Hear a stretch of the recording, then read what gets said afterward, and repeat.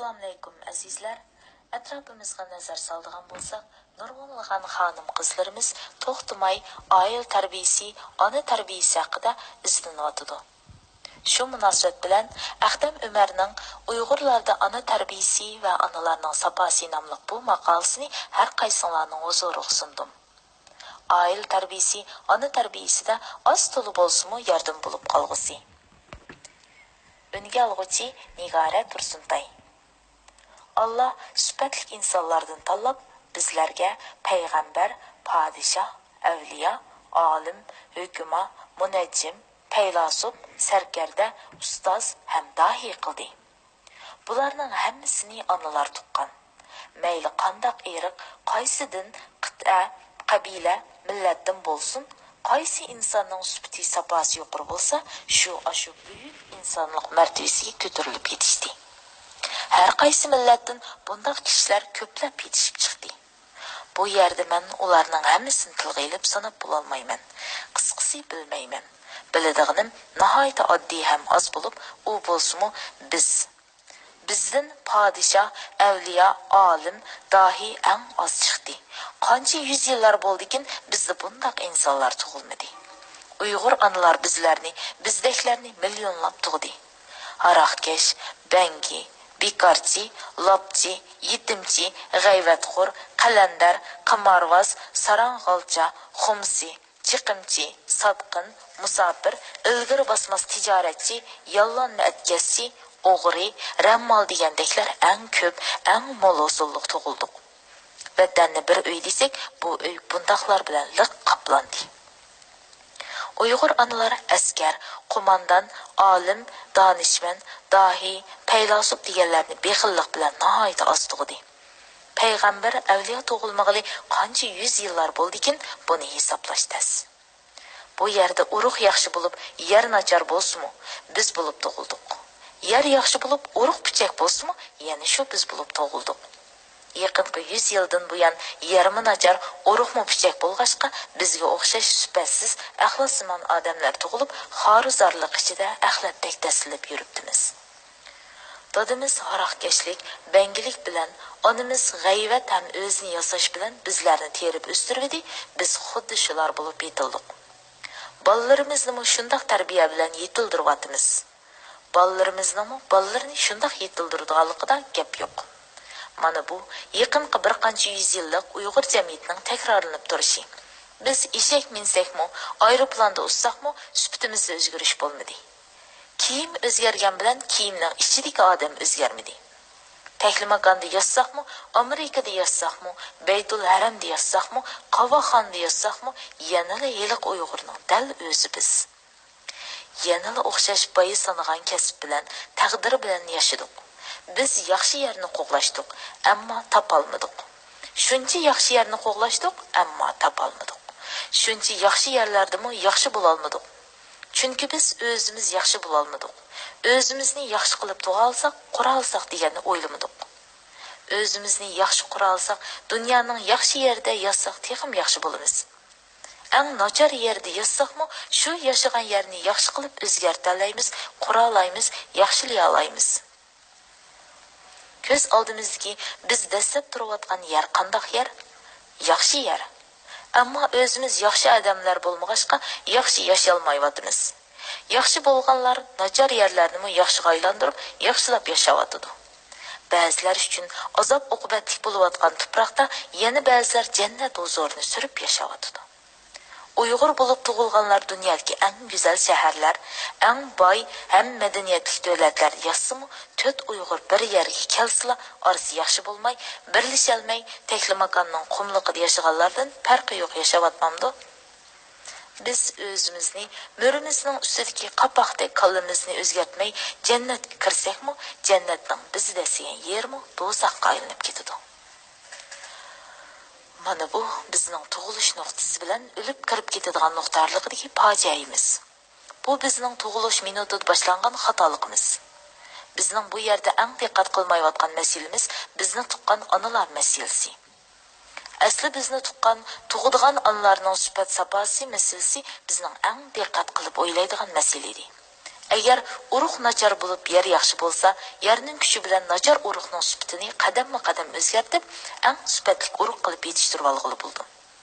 Urug' qancha xil sifatli bo'lsa-mu, yer nachar bo'lsa, bu yerda o'sgan ziroat shu bir qitimda sifatsizlashib, usulsizlashib tugishidi. Bugungi Uyg'ur jamiyatining sifat sapasizligi, dal onalarning sifat sapasizligi, otalarning ularga yaxshi hukmron, yaxshi to'rik, yaxshi parvishchan, yaxshi qo'g'dug'uchi, yaxshi asrug'uchi bo'la olmaganligida.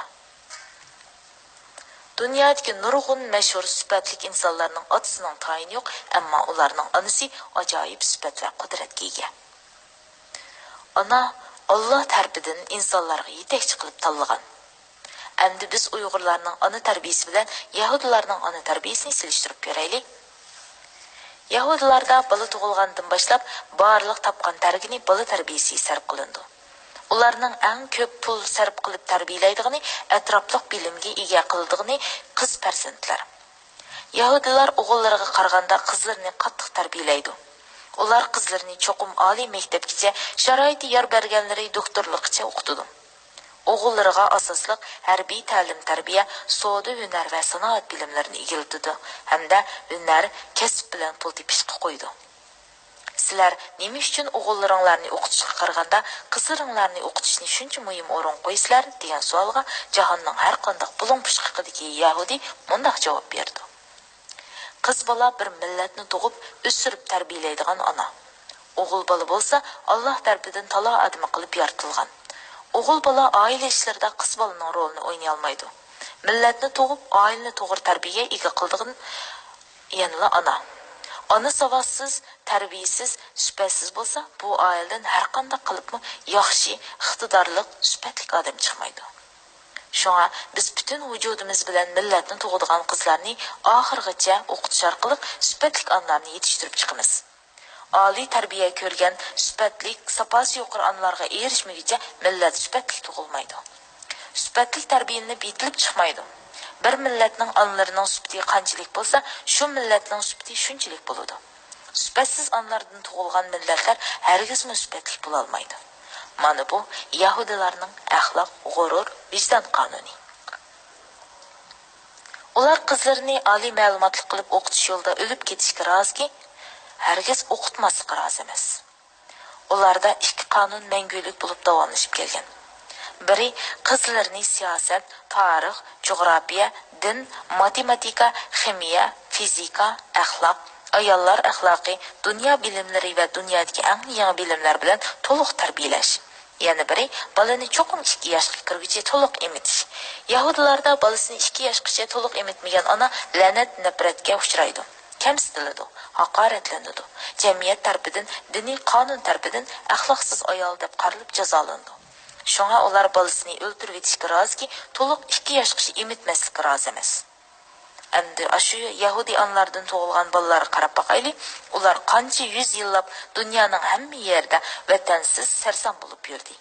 Ammo barg'alni yerning iqtisod, sanoat, bozor, siyosiy, ilm-fan, kashfiyot huquqini shu haqqa yo'llangan madkor bo'lib turibmi, qo'liga ilib oldi. Igilib oldi. Hozirmi ilm-fan shularning qo'lida. Dunyo iqtisod shularning qo'lida. Sanoat, kashfiyot, musiqa, siyosat shularning qo'lida. Dunyodagi kashfiyotlarning mutlaq ko'pi Yahudi olimlar tomonidan ixtiro qilindi. Sanoatni Yahudilar shakllantirdi. Dunyoviy o'zgarishlarni Yahudilar paydo qildi. 500 millionga yaqin arablarni bir qancha million Yahudilar bo'zaq qilyotdi. Mana bu 1000 ga tang keladigan odam deganning o'zi bo'lmay nima? Mana bu yiliqi oliy ma'lumotli qilib tarbiyalangan Yahudi onlardan tug'ilgan bolalar. Oliy sifat ana, oliy nasablik insonlar orasidan payg'ambar, olim, avliyo, donishmandlarni tanladi. Shunglashqa Yahudilardan payg'ambar, olimlar eng ko'p tanlandi ham yetishib chiqdi. Mana bu oliy ma'lumotli Yahudi onlarning tuqqan bolalari. Endi biz qizlarimizni qanchalik tarbiyalaydiganligimizga nazar solaylik.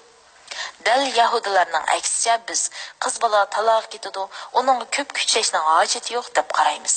Biz qizlarimizni haqqi bermizmi? Bizning haq deganimiz kim? Dal o'zimiz. Biz hozirgacha roziligimiz bilan qizlarimizni haqqi berib boqmadik. Yahudilardek bermadik. Tex ağzından ana sütünün yedi ketmegen qizlarimizni tamoq etalugidek, onasidek o'sma qo'yalg'idek, yasini olg'idek, tumoq bilan birni ursi yiqilmag'idek bo'lsa, chala savat holda erga berib qutuldik. Bizlar ana shunda qizlardan tug'ilganlar. Ularning savodi bo'lmasa, hech nimani bilmasa, yaxshi tarbiya ko'rmasa, bizdek bolalarini nimasi bilan tarbiyalaydi? O'zi yo'q tarbiyani kimdan ilib berdi? Demak, savodsiz onalardan tug'ilgan Uyg'urlarning qanchalik savodimiz bo'lmoqchi, supitimiz qanchalik bo'lmoqchi? Onamiz savodsiz, dadimiz chala savod bo'lg'achqa, yo go'sht emas, yo may emas, biz bo'lib qolmadikmi? Bugungi kunda bizni tuqqan, bolalarimizni tuqqan onlarning bilimi zot qanchalik, ular zot qanchalik ishlarni biladi? Birinchi, ular kutildab, ko'z yeshi bilan tahdid silib, qo'rqitib turib, o'zining tor doiradagi bilimi bilan uy ishidagi barliq ishlarni va otidan tutib balog'icha o'z degini oddiy siziqqa keltirib kontrol qilishni biladi. Har qanday olim, dahi, palvon erlarmi talada o'rkirab jahonni beshiq kiygan bilan uyda ash savodsiz onning sizgan sizqi bo'yicha ish qildi. Bu kallasi oddiy analar amaliyotda butkul Uyg'ur jamiyatining loyiligisi bo'lib, to'y to'kin, bardi keldi, choy, o'ltirish, qo'pish degandeklarning hammasini qisqasi barliq bo'lar bo'lmas ta'dir tushak, chirmoq odatlarni bas-bas bilib paydo qildi. Ondan chashqan jonni olqonga ilib kang dolidan terib kelganni paqa kamardan chiqmay yeb tugatgandek erlarning barliq topgan targini mush ishlar uchun sarf qilg'izdi. Uyg'ur onalarining ikkinchi asosiy bilimi topgan targinining asosiy qismiga kiyim kiyib, yasinib tarnish, ularning tafakkuri, nazariy asosan mana mushu ikki ishga markazlashgan. Biz mana shulardan tug'ilib tarbiyalangashga bizning kallamiz oddiy, shunga bizdan medikarchiq chiqadi. Rast olim chiqmaydi. G'alchi chiqadi, podshoh chiqmaydi. Satqin munofiq chiqadi, vatanparvar chiqmaydi. Qalva hang vaqtichiq chiqadi, axlovishi joyida odam oz chiqadi. Aroqkesh, bangi, qimorvozchiq chiqadi, diyonatlik, durust, fazilatlik odam oz chiqadi. Ishdan paypoq amroq odam samandek, kitobga amroq odam tozning chichidek oz. Mana bu barliq ishlarning yiltisi. Buni o'zgartish kerak. Biz barliq quvvatimiz bilan xotin qizlarimizni o'qitaylik. Tuzuk o'qitmay, tarbiyalamay turib, erki berishga oldirmaylik. Xotin qizlarimizning sifat safosini o'zgartmoqcha, o'stirmoqcha bizning sifat safoyimiz o'zgarmaydi. O'smaydi. Chunki biz oz sonliq moddiy va ma'naviy ozuqlikni shulardan olamiz. Bizda qancha sifatli xotin qizlar yetishib chiqadi ekan, shu chaqda sifatli onlarga erishimiz. Sifatlik onlar bizni to'liq 2 yoshga kirguncha emitsa, biz ondan odam bo'lib yetilamiz. Sifatlik onlarning erishgandan keyin itilib chiqqan Uyg'urlardan biz kutgan umidlar tug'iladi.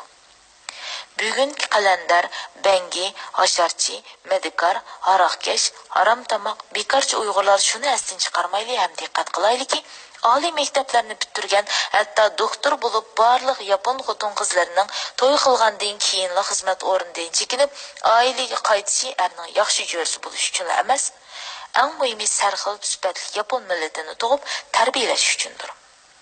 Ular hatto yapon millatining sifatini o'stirish uchun pakar, sifatsiz yaponlarni tug'ishdan sarxil, aql, kuchli, qamlashgan erlarning eng asl urug'larini tug'ishga tarbiyalashga yuzlanib, Yevropa irqidagi sifatli yaponlarni tug'di ham yetildirdi. Millatning sifat safosi uchun ular hatto axloq va g'ururni qurbon berishga chidab keldi. Mana bugungi qudratli yapon millatining besib o'tgan aqlani yo'llarining biri. Bizning onalarning safosi o'sdigan bugungidek bangi bilan aroqkesh tug'ilgan fojia oxirlashdi. Onlarning sifati o'smaydigan bizning millatdan millionlab aroqkesh qullar tug'ildiki, bir sifat odam tug'ilmaydi.